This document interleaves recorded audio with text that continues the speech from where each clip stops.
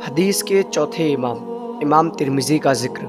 پیدائش 209 ہجری مطابق 824 عیسوی اور وفات 13 رجب 279 ہجری۔ یہ رجب اسلامی سال کا 7واں مہینہ ہوتا ہے۔ آپ کی کل عمر 70 برس ہوئی اور آج 2023 میں آپ کو اس دنیا سے رخصت ہوئے 1131 سال ہو چکے ہیں۔ آپ کا مزار مبارک ازبکستان کے شہر ترمز میں ہے۔ نام حافظ الحدیث محمد بن عیسیٰ بن موسیٰ سلمی ترمذی ہے۔ آپ کی وجہ شہرت آپ کی تصنیف آپ کی کتاب سنن ترمذی ہے۔ آپ کا اصلی نام محمد اور والد کا نام عیسیٰ اور سورہ نام کی بھی روایت ملتی ہے، اور دادا کا نام موسیٰ تھا۔ آپ کے نام کے ساتھ سلمی اس لیے آتا ہے کہ آپ کا تعلق قبیلہ بنو سلیم سے تھا۔ یہ قبیلہ بنو سلیم پہلے اسلام کا بہت بڑا دشمن ہوا کرتا تھا۔ سن 5 ہجری میں جب خندق کی جنگ ہوئی تو یہ قبیلہ اسلام کے مخالف لڑا، اور اس کے بعد اس قبیلے نے اسلام قبول کر لیا، اور پھر 8 ہجری میں ہونے والی جنگ حنین میں اسلام کے ساتھ لڑا۔ یہ قبیلہ نجد حجاز میں آباد تھا، لیکن پھر وہاں سے ہجرت کر کے مصر کے راستے شمالی افریقہ میں داخل ہو گیا اور خیمے لگا کر رہنے لگا، اور پھر رزق کے لیے اس قبیلے نے تجارت شروع کری اور کھیتی باڑی وغیرہ، اور پھر ایسے ہی یہ قبیلہ آگے بڑھتے ہوئے خاندان میں تقسیم ہو گیا۔ اسی قبیلے کا ایک خاندان خراسان میں آباد ہو گیا، مطلب یہ کہ امام ترمذی کے دادا موسیٰ سلمی، اور پھر اس کے بعد یہ ترمذ میں آ کر آباد ہو گئے۔ آپ کے نام کے ساتھ البوغی بھی آتا ہے، اصل میں یہ ایک شہر کا نام ہے۔ آپ کے نام کے ساتھ ترمذی بھی آتا ہے، جو آپ کی شہرت کی وجہ بنا۔ یہ لفظ ترمذ کو ہم 4 طریقوں سے پڑھ سکتے ہیں: ترمز، ترمز، ترمز اور ترمز۔ اس لفظ کا مطلب ہوتا ہے گرم۔ یہ شہر ترمز ازبکستان کے گرم ترین گاؤں میں سے ایک ہے۔ حقیقت میں اس گاؤں کا نام موسم کی وجہ سے رکھ دیا گیا۔ امام ترمذی عالم بھی تھے اور بہترین صوفی بھی۔ عوام کا ایک نظریہ ہے کہ عالم لوگ الگ ہوتے ہیں اور صوفی الگ ہوتے ہیں۔ ایسا ہرگز نہیں۔ جو قرآن اور حدیث، تفسیر، سیرت کا عالم ہو گیا وہ صوفی بھی ہو گیا۔ اپنی اس بات کی تائید میں امام شافعی کے قول سے کر رہا ہوں۔ امام شافعی فرماتے ہیں اگر عالم دین ولی نہیں تو پھر کوئی اللہ کا ولی نہیں، کیونکہ اللہ کبھی جاہلوں کو دوست نہیں بناتا۔ امام ترمذی امام بخاری کے شاگرد ہیں۔ امام بخاری امام ترمذی کی شان میں فرماتے ہیں جو میں نے تم سے سیکھا ہے وہ زیادہ ہے بنسبت جو تم نے مجھ سے سیکھا ہے، جبکہ امام بخاری استاد ہیں، اور خود امام بخاری نے امام ترمذی سے 2 احادیث لی ہیں اور امام مسلم نے 1۔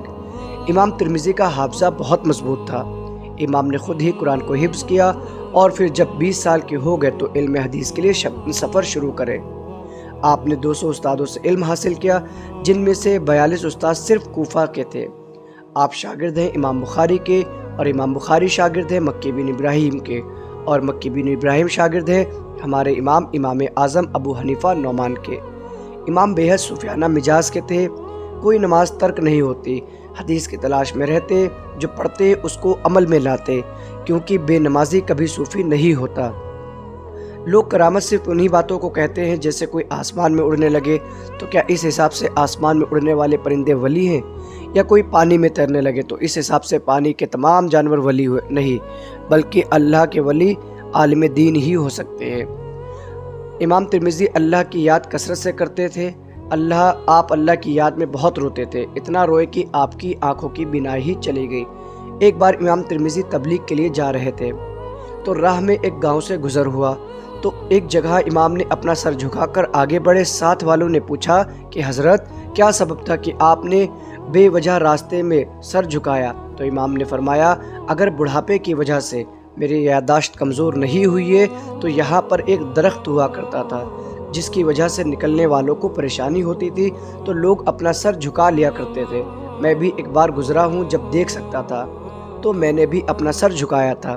ساتھ والوں نے کہا حضور یہاں تو کوئی درخت نہیں ہے، امام یہاں کے لوگوں سے پتہ کرو کہ یہاں کبھی درخت ہوا کرتا تھا یا نہیں، اب تو میں دیکھ نہیں سکتا، اور اگر لوگ کہہ دیں کہ یہاں درخت نہیں تھا تو میں آج سے حدیث سنانا چھوڑ دوں گا، کیونکہ پھر اس کا مطلب یہ کہ میری یادداشت کمزور ہو گئی۔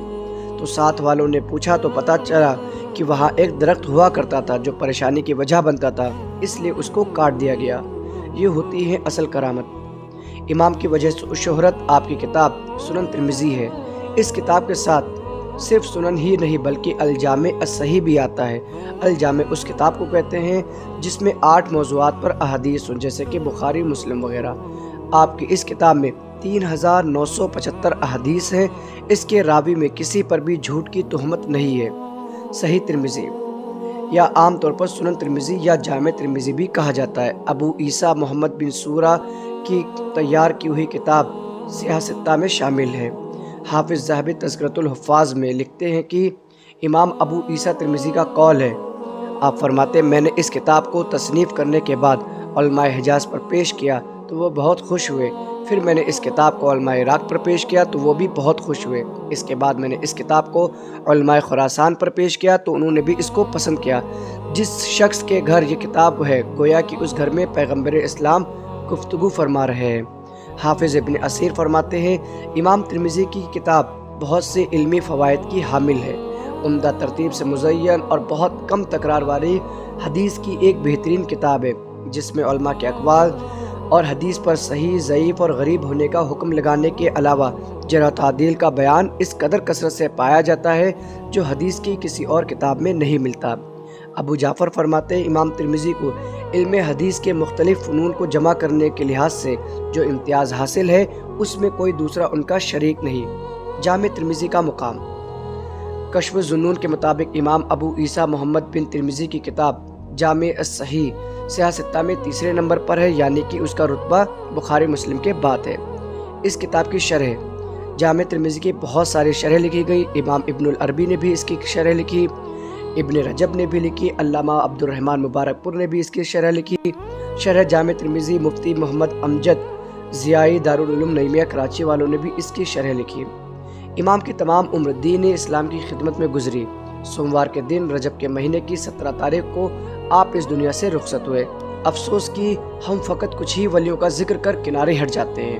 ہمارے معاشرے میں 11ویں تاریخ کو نیاز و فاتح غوث اعظم کے نام سے کروانے کا رواج تو ہے، لیکن غوث اعظم جن کی کتابیں پڑھ کر ولی ہوئے ہیں ہم نہ جانے کیوں اکثر ان کو بھول جاتے ہیں۔ یہ طریقہ ہمارے مدرسوں میں طلبہ کو سکھایا جاتا ہے اکثر، اور یہی طالب علم بڑے ہو کر اس طریقے کو عام کرتے رہتے ہیں۔ علامہ نے فرمایا تھا گلا گھونٹ دیا اہل مدرسہ نے تیرا، کہاں سے آئے صدا لا الہ الا اللہ، اٹھا میں مدرسہ و خانقاہ سے غمناک، نہ زندگی نہ محبت نہ معرفت نہ نگاہ۔